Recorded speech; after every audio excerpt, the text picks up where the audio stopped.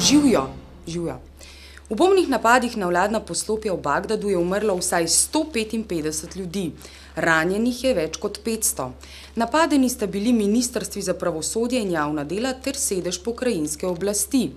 Oba napada sta se zgodila znotraj močno varovane zelene cone, skupna količina uporabljenega eksploziva je ocenjena na tono. Ker bi bil brez sodelovanja ljudi znotraj zelene cone napad skoraj nemogoč, so iraške oblasti aretirale 60 pripadnikov iraških varnostnih sil. Sočasno z obiskom Hillary Clinton v Pakistanu je na tržnici v Pešavaru eksplodiral avtomobil bomba. Mrtvih je okoli 90, ranjenih več kot 100 ljudi. Državna sekretarka je v Islamabad prišla, da bi podprla vojaško ofenzivo v južnem Vaziristanu. Iz tega goratega območja se zaradi ofenzive umika okoli 250 tisoč beguncev. V Kabulu je bilo v napadu ubitih vsaj 12 ljudi. Napadeno je bilo prenočišče, ki ga uporablja misija Združenih narodov. New York Times je objavil sporočilo, da naj bi bil Ahmed Wali Karzai, predsednikov brat, že 8 let na plačilnem seznamu CIA. Pomagal naj bi pri rekrutiranju osvoboditeljem naklonjenih paravojaških enot na področju Kandaharja. Ahmed Wali je drugače osumljen vpletenosti v trgovino z opijem. Če rabite kaj opija, greste do njega. Odnosi med Turčijo in Izraelom so se v zadnjem letu močno poslabšali. Začelo se je na forumu v Davosu. Tam je premier Erdogan izraelskemu predsedniku Peresu očital zločinsko početje v Gazi. Debato je protestno zapustil, ker mu niso pustili do besede, če se še spomnite. 25 dakika konuştu, 12 dakika konuştunuz. Olmaz. V zadnjem času je bila odpovedana vsakoletna skupna vojaška vaja med letalstvi ZDA, Izraela, Turčije in Italije. Prisotnost izraelskega letalstva na vaji ni bila zaželena, zato so udeležbo odpovedale tudi ZDA in Italija. Odnosi se med zaveznicama hladijo tudi zaradi nekomplementarnih stališč do iranskega jedrskega programa in izraelskih groženj z napadom na Iran. Za Turčijo je Iran prijateljska država, s katero nima nerešenih vprašanj. Bojazni Zahoda, da Iran skuša izdelati jedrsko bombo, temeljijo na tračih. Zahod je do Irana dvoličen. Še ostrejše je po Izraelu udaril premier Erdogan v intervjuju za Guardian. Izraelskega zunanjega ministra Avigdorja Liebermana je obtožil, da je ta grozil Gazi z jedrskim orožjem. Na konferenci gospodarske in politične elite v Jeruzalemu je govoril tudi Javier Solana, visoki predstavnik EU za zunanje zadeve. Zbranim je izrazil nekaj komplimentov. Izrael je član EU-ja, čeprav formalno ni član povezave, sodeluje v vseh njenih programih. Nobena država izven Evrope nima takšnih odnosov, kot jih ima Izrael z Evropsko unijo. Izrael je bližje EU kot Hrvaška. Konec citata. Zbrani so bili s povedanim zadovoljni. V ZDA so zaradi epidemije svinjske gripe uvedli izredne razmere. S tem ukrepom je začasno suspendirana zvezna zakonodaja o bolnišnicah in oskrbi pacientov. Dovoljeno je postavljanje začasnih ter uporaba javnih objektov, kot so šole, občinske zgradbe in podobno. Doz cepiva proti novi gripi je na voljo bistveno manj, kot so predvidevali predstavniki Ministrstva za zdravje. Trenutno je distribuirano le 11 milijonov odmerkov, za to obdobje jih je bilo predvideno 120. Zaradi tega je FDA, Food and Drug Administration, na zahtevo CDC, odobril uporabo poskusnega zdravila Peramivir, če druga zdravila ne pomagajo ali jih ni na voljo. Za to cepivo torej še niso opravili celovitih kliničnih testov. Po anketah se okoli 62% prebivalstva ne namerava cepiti. Po ocenah CDC-ja je od aprila zaradi nove gripe umrlo okoli 1000 ljudi. 20 tisoč jih je moralo poiskati zdravniško pomoč. Okuženih naj bi bilo več kot 1 milijon. Tako visoke razširjenosti pri običajnih gripah še niso zaznali nikoli. Ta ocena v resnici nasprotuje njihovim lastnim podatkom. V ZDA naj bi za običajno gripo letno umrlo med 30 tisoč in 40 tisoč ljudi. Če naj bi bila nova gripa vsaj tako smrtonosna kot običajne, bi morala do sedaj pokositi vsaj 15 tisoč ljudi. Problem predstavlja tudi dejstvo, da se za svinjsko gripo ne opravlja več konkretnih testiranj. Dovolj so že simptomi, ki so skoraj identični tistim pri običajni sezonski gripi. Zelo drugačno sliko od uradne potrjuje tudi 3-mesečno raziskovanje televizije CBS. To je odkrilo, da CDC zavaja javnost podatki o gripi H1N1.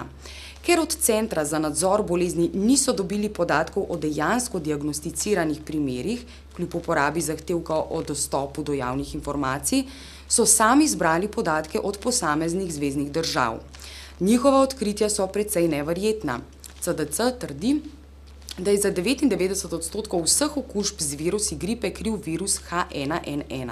Ta trditev naj bi temeljila na laboratorijskih testih.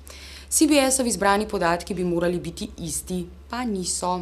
Dokler so posameznike še testirali, je v Kaliforniji od skoraj 14.000 pacientov, ki naj bi bilo okuženih z novo gripo, bilo z njo dejansko okuženih le 2%. 12% jih je imelo običajno gripo. 86% pacientov sploh ni imelo gripe, temveč le gripi podobne simptome. Na Aljaski je bilo podobno. Odstotek bolnikov je bil okužen z virusom H1N1, 5% jih je imelo sezonsko gripo, vsi ostali so bili napačno diagnosticirani. V Georgiji je bilo dejansko okuženih le 2,4% vseh diagnosticiranih za svinjsko gripo. Izstopa le Florida, kjer je bilo za virus H1N1 pravilno diagnosticiranih 17%, ostali so imeli klasično gripo ali gripi podobne simptome. Generalna skupščina Združenih narodov je ponovno glasovala o resoluciji, ki obsoja ameriški embargo Kube in ZDA poziva k njegovi odpravi. Prvič do sedaj se je to zgodilo pod novim predsednikom Obamo. Ta je v predvolilni tekmi namigoval, da bi utegnil odnos do Kube spremeniti, saj gre za preživet ostanek hladne vojne. Tudi Ricardo Alarcón, predsednik kubanske ljudske skupščine, je Obamo pozval k spremembam politike. Obama se še ni rodil, ko je vlada v Washingtonu sprejela embargo Kube, zato za preteklost ni odgovoren pa bo, če politike ne bo spremenil. Kubanski zunanji minister je v govoru pred generalno skupščino povedal, da so 47-letne sankcije povzročile državi milijardno škodo, onemogočajo pa tudi uvoz nekaterih zdravil za najmlajše. Blokada je neetično sredstvo, ki kaže na ameriško aroganco. Ameriška ambasadorka pri ZN je pripombe kubanskega zunanjega ministra označila za sovražne, prihajajoče iz ropotarnice obdobja hladne vojne. Tovrstna glasovanja generalne skupščine v podporo Kubi potekajo že 20 let. Rezultat je predvidljiv, vsi so za, razen nekaj izjem. Letošnje glasovanje je tako dalo rezultat 185 za, 3 proti, ZDA, Izrael in Palau. Resolucija generalne skupščine ima le simbolno težo, saj ni v nobenem pogledu pravno zavezujoča. Italijansko ustavno sodišče je pred skoraj mesecem dni razveljavilo zakon, ki bi omogočil 4 najvišjim predstavnikom oblasti imuniteto v času trajanja mandata. Čeprav je Berlusconi z odvetniki ostro nastopil proti razveljavitvi tega zakona, se sodniki niso pustili omajati. Takšne imunitete ne more omogočati navaden zakon, določati ga mora ustavni zakon. Pred sodniškim odločanjem so se oglašali v glavnem Berlusconijevi zavezniki in zastopniki. Njegov pravnik je trdil, da je zakon enak za vse, razlikuje pa se njegova aplikacija. Drugi zastopnik je isto logiko še bolj raztegnil. Berlusconi ni le enak med enakimi, je nad enakimi. Ker ga je izvolilo ljudstvo, je nad ustavo. Berlusconi osebno pa je izjavil, da se bo v primeru razveljavitve zakona oprl na ljudstvo. Pri tem ga ne bo zanimalo, ali gre za volitve ali ulične nerede.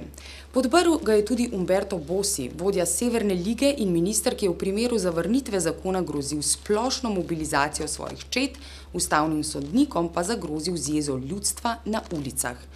Milansko sodišče je obsodilo britanskega odvetnika, ker je ta leta 1994 od Berlusconija sprejel podkupnino za lažno pričanje. Odvetnik se je že pritožil na vrhovno sodišče. Berlusconiju bo za ta primer sojeno posebej.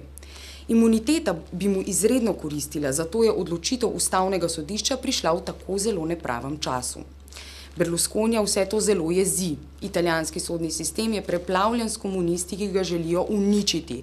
Resnična italijanska anomalija ni Silvio Berlusconi, ampak komunistični tožilci in sodniki iz Milana. Ti ga napadajo, ker je vstopil v politiko in se odločil oslabiti moč komunistov. Sliši se nekam znano? Ne. Za konec še vprašanja tedna.